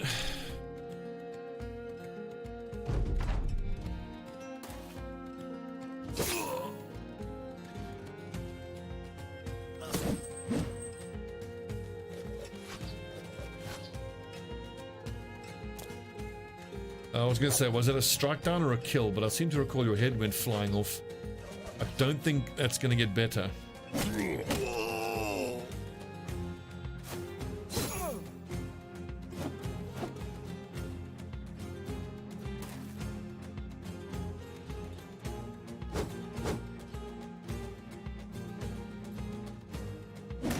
Punch him down there. Oh, he's still on high ground though. There you go. A retaliatory beheading.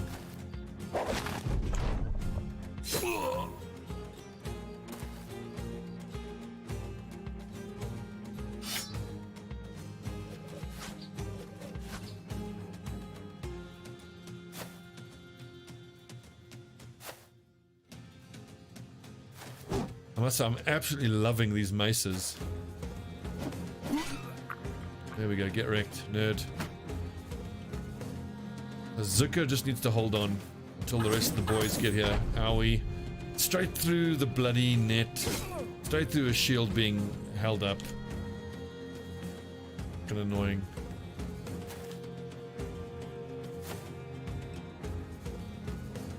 Good boys, around him.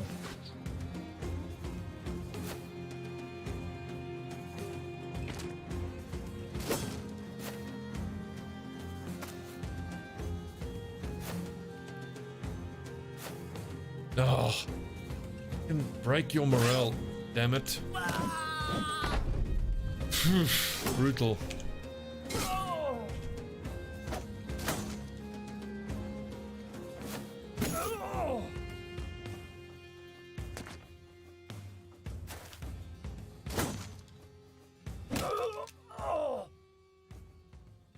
Hopeless and Zucker. Rip. We hardly knew ye.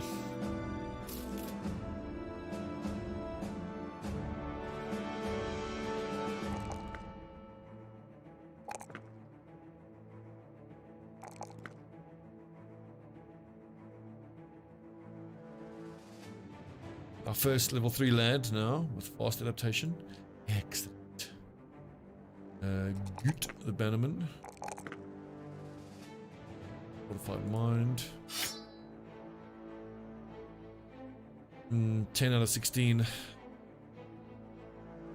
Yeah, so Airborne the Goon and Emma Botham should be able to take the front line position at some point. It's the question of when.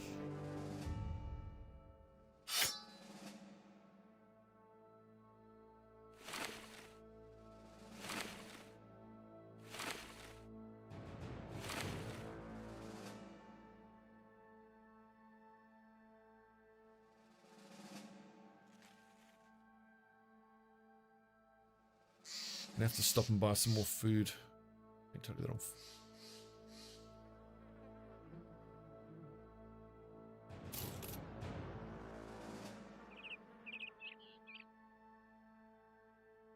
think those are the first 2 fatalities now for this playthrough. Zucker and Hopeless. 9 days they both lasted. Ripperoni.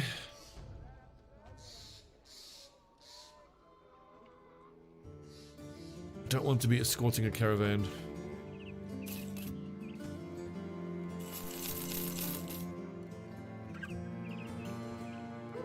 Again, food is so cheap I can make profit off of this.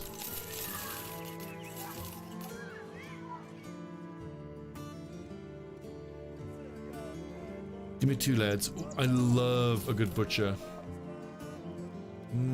He could be the second... oh yeah, definitely, look at that.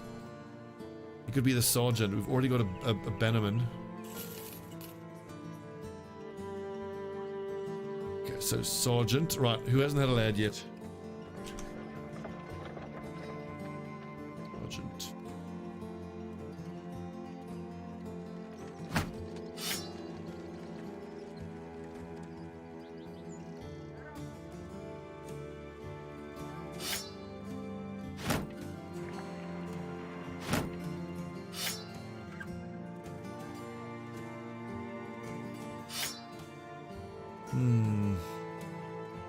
Cough. Sergeant Cough.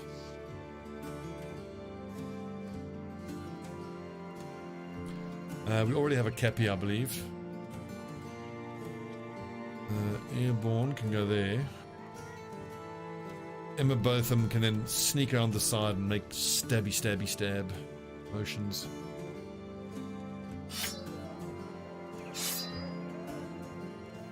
$20 to 35, 15 to 25. Okay.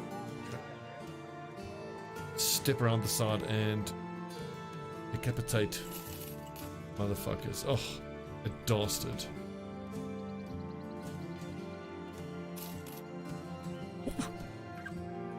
No, he's clumsy. Oh.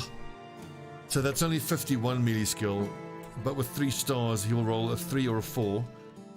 I call it 35. So 51 plus 35. It's 86. Such a pity he's clumsy. That's so typical. He's rolled really high on fatigue. That's another dagger dude. Goon, goon, goon, goon. Dagger. I've still got both dagger boys.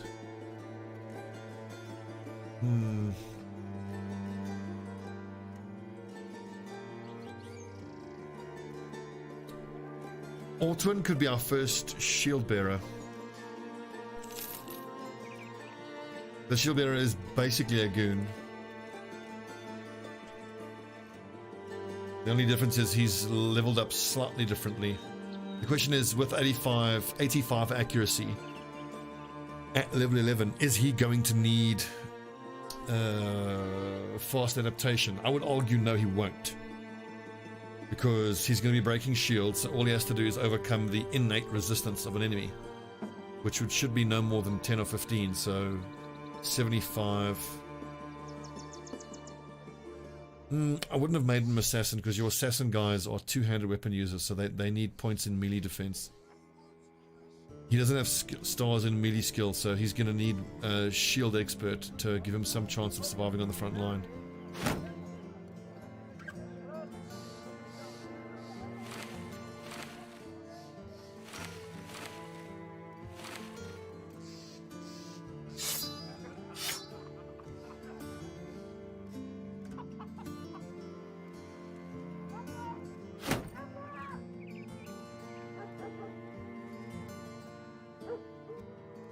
Righto.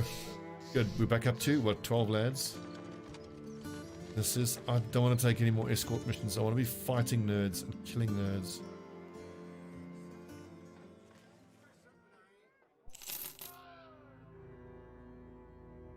Profit margins are not good. 231. 4 tools.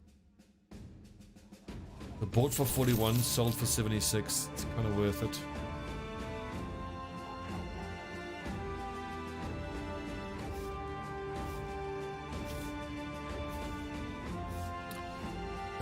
Do you have to put points to melee def if you go all in on initiative with dodge? You could. I've just never bothered with those builds. I'm just not that good at the game. I just don't bother. Where is he?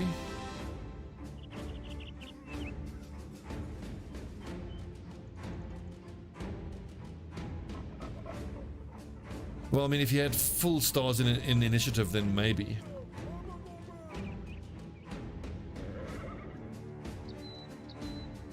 One other thing I got to bear in mind is I need to be buying battle whips whenever I can find them and whenever I can afford it. We eventually need 16 battle whips. Because once you have 16 battle whips, you can start farming those missions where you have to kill the nightmare things. They become trivially easy.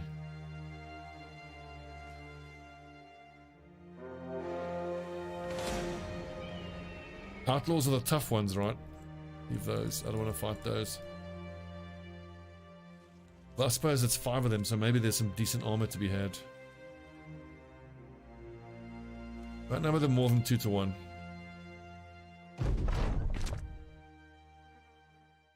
Oh, that's a nice, expensive weapon. Once again, I don't have any fucking nets. Grip. I don't seem to have dodge. It's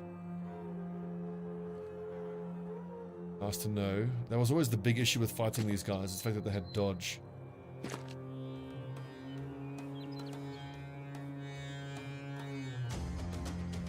Yeah, I agree, Airborne, yeah.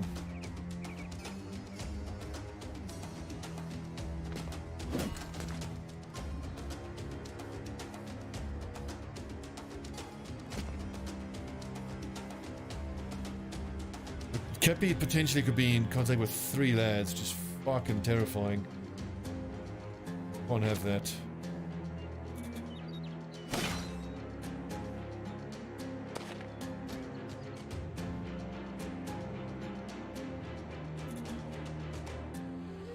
Modern Lagoon, 20 melee. Melee defense. Someone has to front up to those guys, unfortunately. I'll focus this dude down.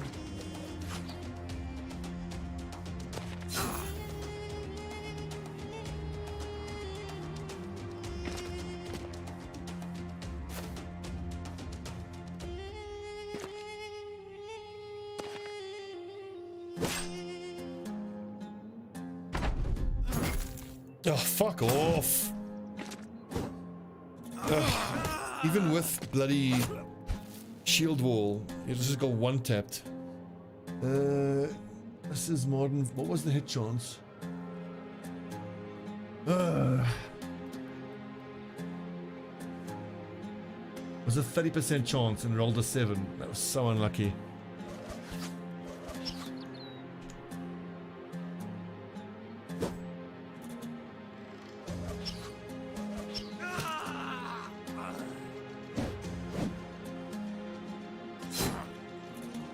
Shit like that legit makes me want to not play. Fuck, it's annoying.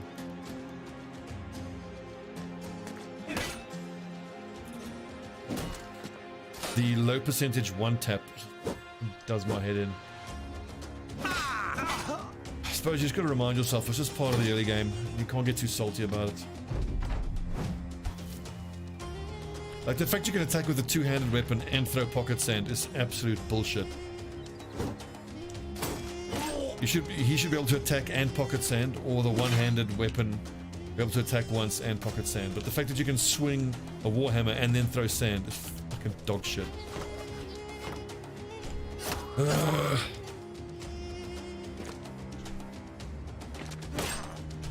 triggered right now.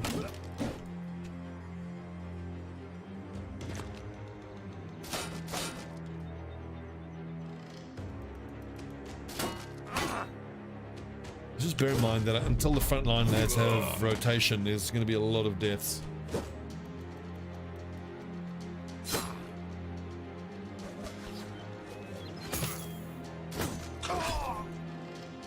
Rip.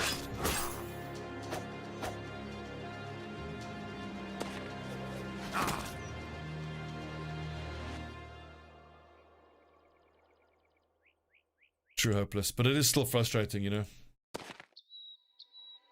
I would want these guys to be surviving so that Like a fully leveled goon is a raider slayer, and raiders give you the best value for money to kill in the game. So.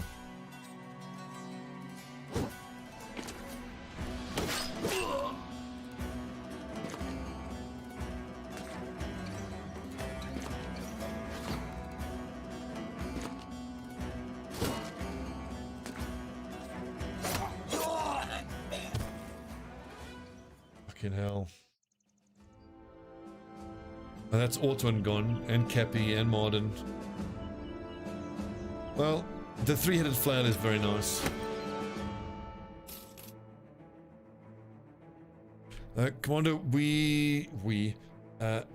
I realized in replaying that fight that took us out in the last stream that the experiment with giving the goons adrenaline instead of fast adaptation was not the way to go. Fast adaptation is it's the way to go to get the most out of the goons as quickly as possible. So what I need the goons to be doing early on is using a dagger to dagger down targets with gear that I want.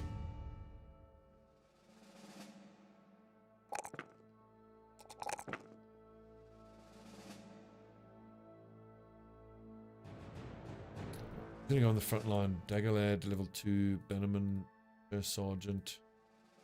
And I want these dagger lads on the front line yet.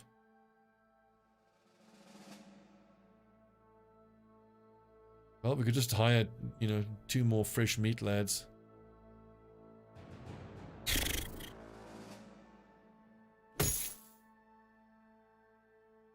and 18. Oh, well, these are good. The powers are so good. They're heavy, but they're damn near impossible to break. Were they always 18 and 18? We'll hire 2 new lads. Put them on the front line. Accuracy. 45. The 45 is Jesus. Because of the clumsy. Even level 3's got 45.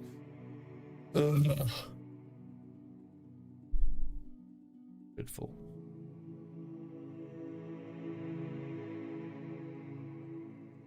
I must say, this is frustrating when you don't have lads to put on the front line because they just can't survive.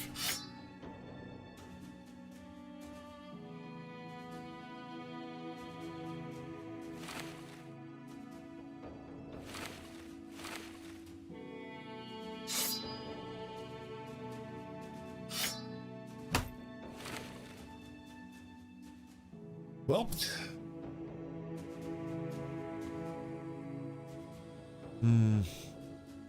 that's true, St. Gallen, yeah. I mean, you would never say this in earshot of the lads, but the gear that they're carrying is worth more than their lives.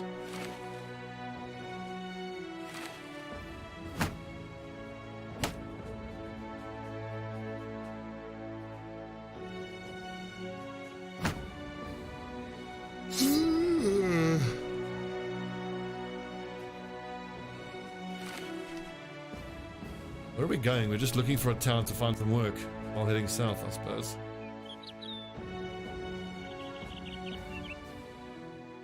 Ochberg.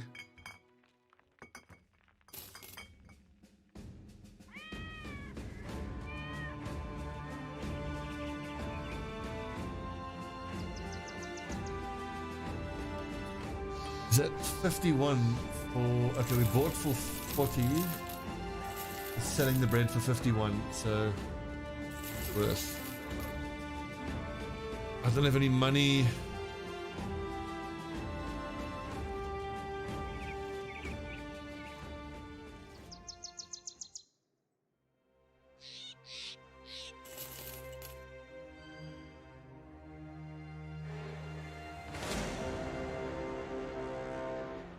Many thugs and a few poachers. Decent XP.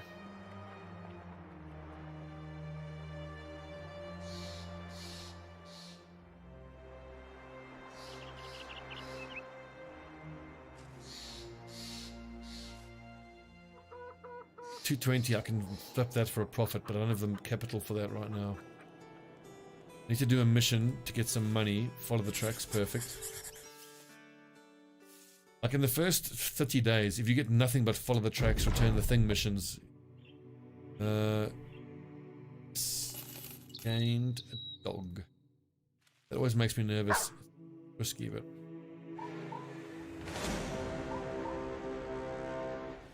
Well, this is the perfect mix. Some thugs and a single raider. If you could find nothing but X amount of thugs plus one raider in the first 30 days, you'd be laughing, but it happened, does it?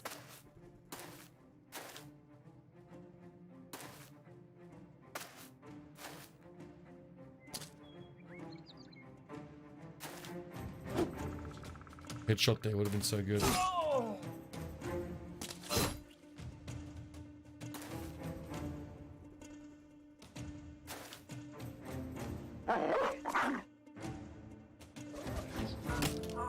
So check, this mod that I'm using allows me to call a dog back and choose a target.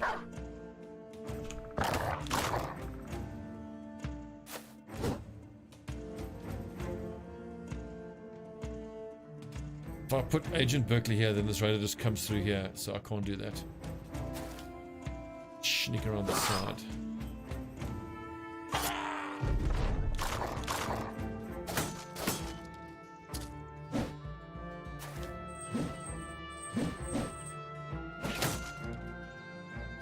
The throwing weapons I actually don't mind. Lets me deal with them a bit later.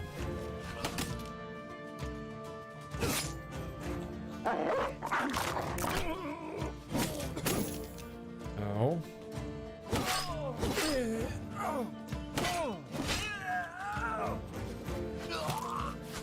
Oh, nice headshot.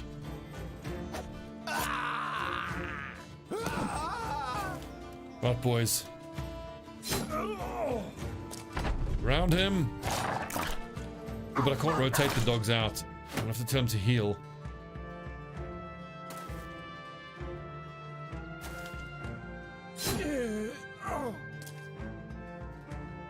Go get him, boys. Come here, boy. Gives order to your pet to remain by your side, protecting you.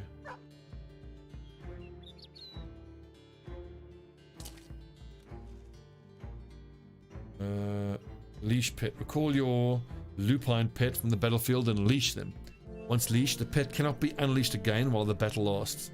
Stunned, rooted, or fleeing pets will not return to their masters. Must be within view range of the master. Okay, so he's leashed. Hopefully he then stays where he is.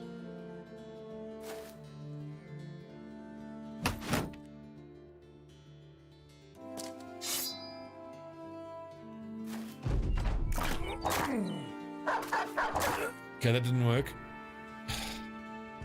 Do something differently.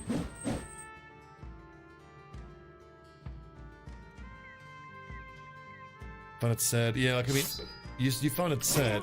For me, it was one of the reasons why I just wouldn't use dogs in a lot of situations, because I just can't stand seeing them die. And also because there's an economic cost to it as well. I mean, the dogs cost money, and they just run forward and get themselves killed. It costs you money.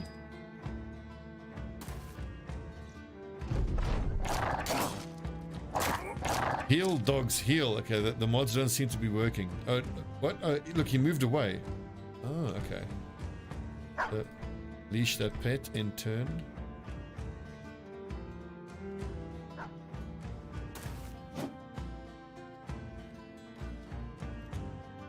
Needs to be in line of sight.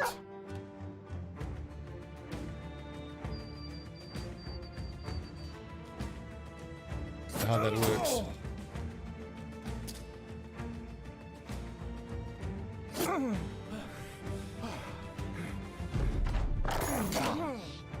Damn it, doggo, you're destroying that armor.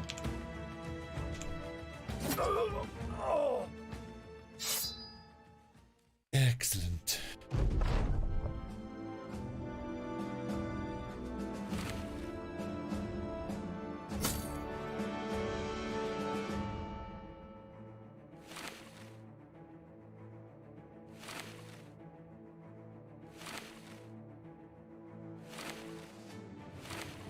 Slowly but surely the armor levels creep up.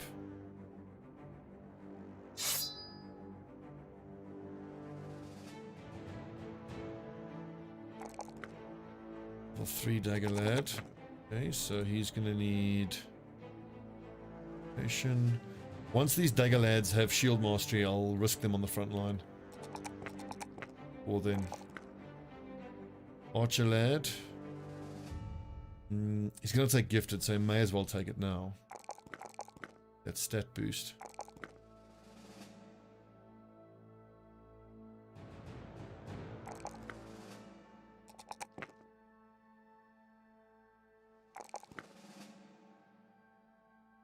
Lad.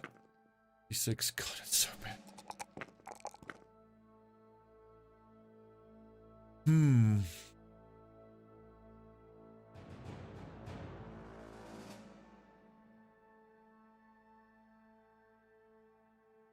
God, an injured kneecap is still giving him problems. Oh God, look at the time, so I've got to stop now. Take way more than I can chew. It's true. Seventh son. I absolutely do that as well. We'll take on this hunt down or terrorizing when we come back, but I got to stop. Sorry, it's a bit late. Let's see. It's Tuesday night. I'm playing Dota tomorrow night, so Wednesday night I shall see you again, and we're going to pick this up where we left off. So how many days have we done? 13. Okay. Overall, I'm very happy about these 2 CPAR shields. Only one worn mail shirt, but the fact that I've a couple of goons now, 3 of them have fast adaptation, and I've got both my dagger lads. They're 2 levels away from being reasonably safe to survive on the front line. Then eventually the dagger lads will come to the front. The goons will use almost exclusively axes, and then like the dagger lads will be flanked by guys with axes who will empower them to go stabbing away. Then you're going to see us farming enemy armor. Will be good. My bannerman is making steady progress. Not great, but he'll do. Sergeant will be the same story. My archers are crawling along slowly in usefulness. I need a couple crossbows for them. Yeah, I'll get there. I shall see you all on Wednesday. Whoops.